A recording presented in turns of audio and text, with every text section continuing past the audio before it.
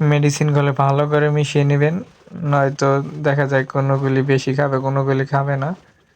এই জন্য ভালো করে মেডিসিনগুলো মিশিয়ে নিতে হবে। মেডিসিনগুলো মিশিয়ে নেওয়া হয়ে গেছে, এখন একটা একটা করে পাত্রে ভরে ফেলবো।